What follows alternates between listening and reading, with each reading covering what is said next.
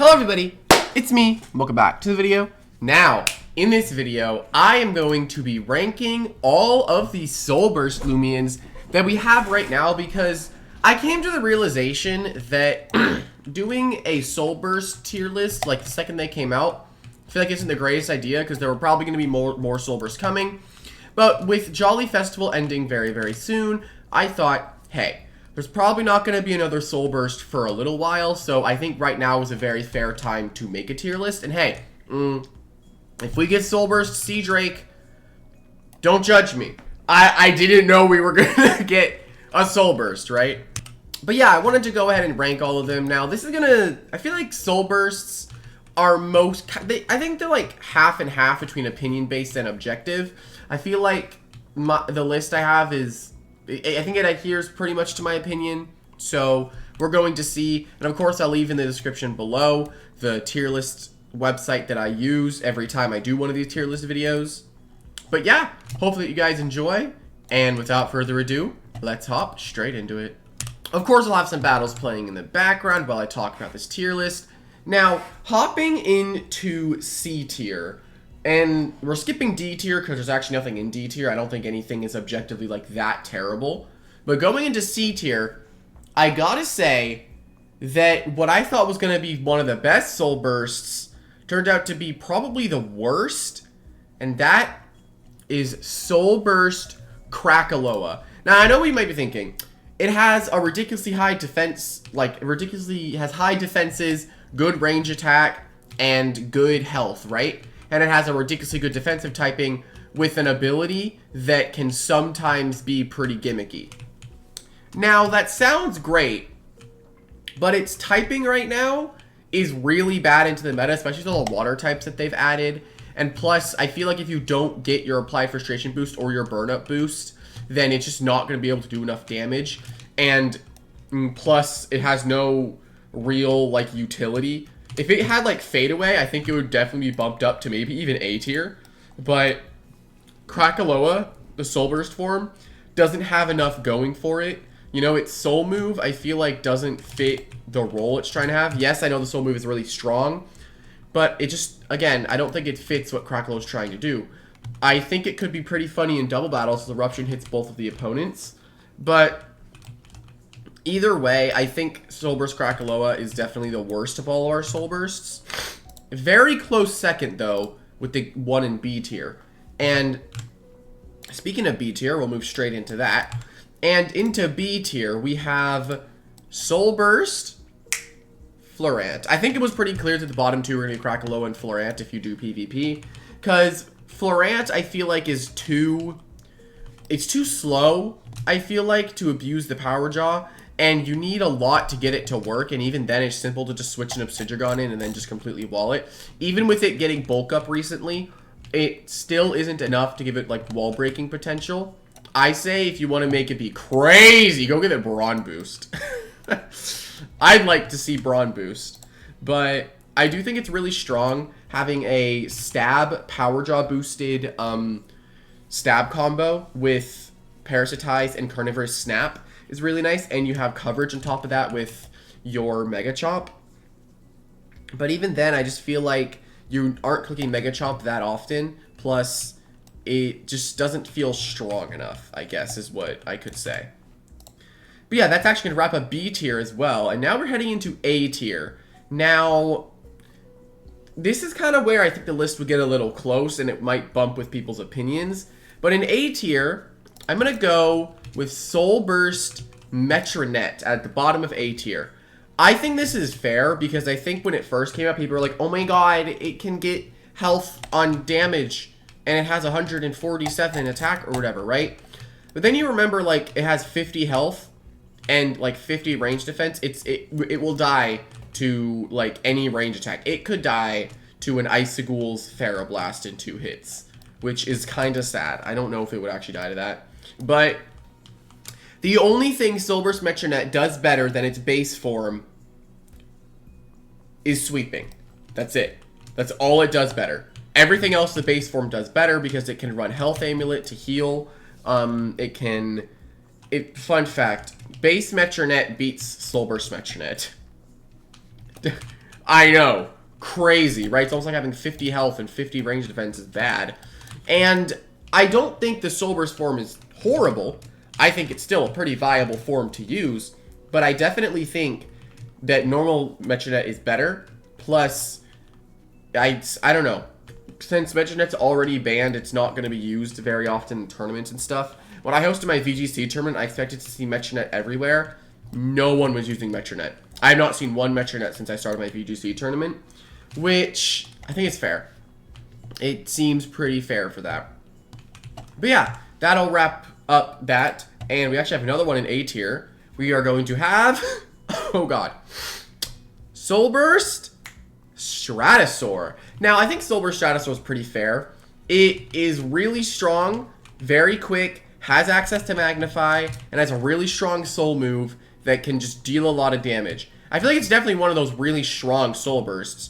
I think it can be walled pretty easily by anything called another metal type. Like Hunter, for example, just walls it, right? Yes, you can Magnify, but I feel like you just are gonna die. You know? It's one of those things that I feel like has easy counterplay.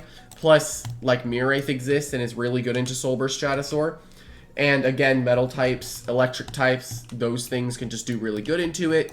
But even with all of that, it's still incredibly fast, which is good. It's really hard to outspeed it. It hits ridiculously hard with Magnify, which is always nice. And it does get 2-hit KO pretty easily and is fairly susceptible to boots, like boots users, you know, because it has that 119, and a lot of boots users strive to outspeed any variant of Zulong. So even if you have a very nimble Stratosaur, then you're not even safe to most boots users who can just outspeed you, then revenge kill you. Because you need to have a safe setup with Stratosaur, right? And if you're running the Frail Armor Magnify set, then you are very weak to priority moves after you are, or no, not Frail, wait. Is it Frail Armor? I think it is Frail Armor. I think I'm forgetting. Like, I was thinking of Clutch Magnify. I don't think I was thinking of that. I'm thinking of the Frail Armor Magnify set, yeah. But even after all that, I think Stratosaur is still a really strong and very scary soul burst. I have definitely struggled with it when I've been fighting in the past. But yeah, and going into the next one, that is actually going to wrap up A tier. There's no more A tiers. I think there's only S tiers from here on out. This one I wanted to talk about. And at the bottom of S tier, or like very top of A tier, I think I'd shift between those two. Bottom of S tier, very top of A tier. I'm going to go with SOULBURST Daka. Now, I feel like SOULBURST Daka is never used. I never see it when I'm fighting, which is kind of crazy because when you have like a 152 something attack stat with an option of setting up, which also boosts your defenses, I feel like it should be used a little bit more. But I feel like the reason I don't see it is because I don't do competitive play, and I know that Daka is really good in competitive play, the SOULBURST form specifically, because it has a really strong electric move that it can spam, and it threatens earth types with its water type moves, and has coverage in light moves. Now, electric, light, and water all have one common thing. They are weak to, like, they're susceptible to plant, which plant is a very good switch into Daka, but it has the option, the niche option of SOULBURST in Slapdown, so it can still hit those plant types. Then you're kind of running 3 attacks, and you have no real wall breaking potential with like setting up and stuff. I do think that Daka, its SOULBURST is really, really good. I don't use it that often because I don't have one on me. I don't know why, but I might be crazy. Last night I had a dream. I found a SOULBURST Daka. No, like a Gamma Daka in the wild, and then my laptop crashed, and then the re-encounter thing didn't play. I don't even know why I had that nightmare, but maybe it's saying I need to hunt today and I'll find a Gamma Daka, who knows. But I do think that Daka is one of those really strong things. It's also really good with Baffle, because you can just Baffle, switch in, and have something that is incredibly threatening. Just get rid of the plant types, pair with Umbrat, get like an Umbrat, get your snack, and boom, you have a really strong core, which can Baffle, it can Slap Down, it can pivot with Fade Away, can chase down plant types. And once you get rid of that SOULBURST Gastrostroke and other defensive plant types, you are going to do absolutely crazy work. And maybe in the future, if it even gets Frost Beam, like maybe if that ever happens, then you're definitely going to replace Gamma Pulse with that.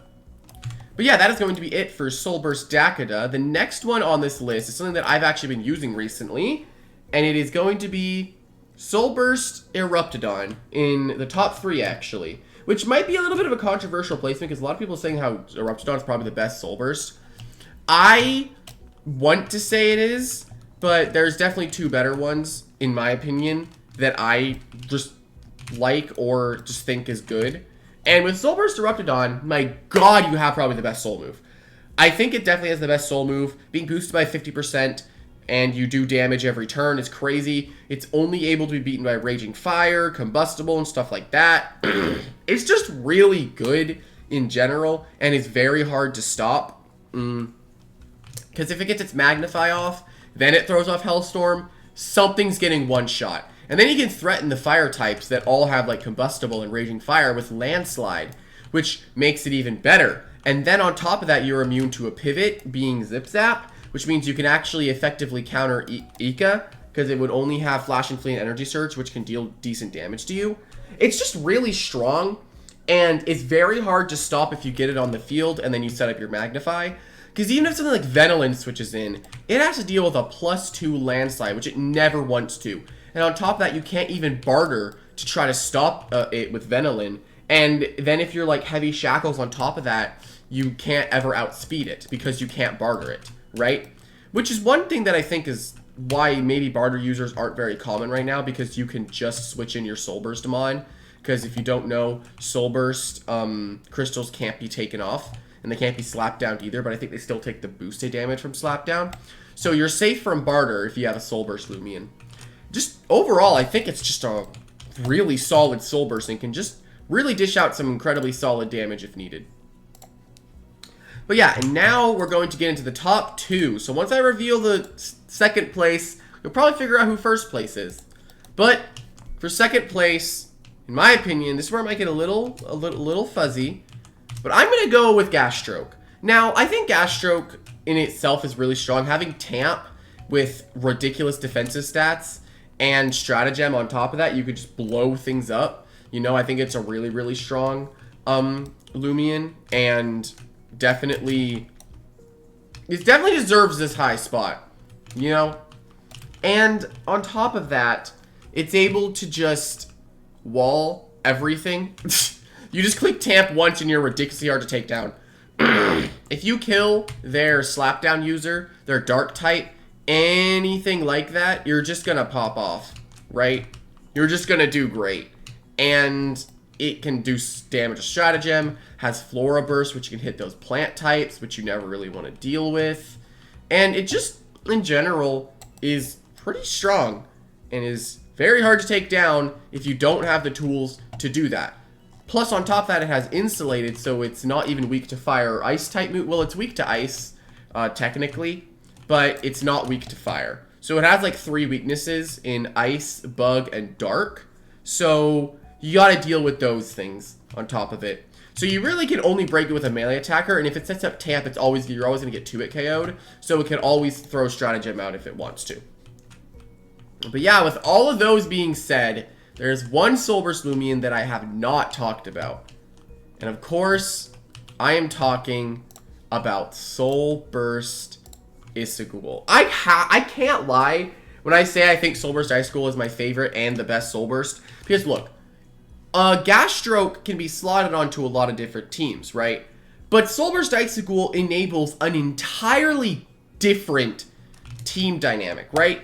It enables an entire category of Loomians that were previously not very viable because Beta Phase is bad in singles.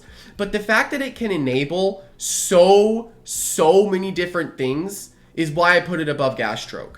Originally, I had Gastrostroke as the best Soul Burst. Like, Eruptodon, Gastrostroke, and Isagul were all very, very close. But the reason I put Isagul above, again, because Gastrostroke can slot onto teams, right? It kind of is just an addition. Whereas Isagul enables an entirely different, it enables an entire category, right? Now suddenly Waka Laka can do some ridiculous damage. You just have so many good options. Hollow Bunch just gets to pop off. Billaforge is able to just do great. You know, it's awesome, and they are all things that I enjoy using under Bane of Haste. And on top of that, if your Isagul dies, just bring in your Surrogate Cosmere, that's going to be changed eventually. Bring in your Dorigo. Boom. You set it right back up. And it's just really good. And On top of that, it can set up Bane of Haste again with its soul move. It has ridiculous coverage with the elemental chomps, which I do think Thunder Chomp over Rejuvenate is probably the better option with Soulburst Ice School, so you can hit water types like Cephalops and Samarine that I was unable to get the one-shot on in the battles in the background.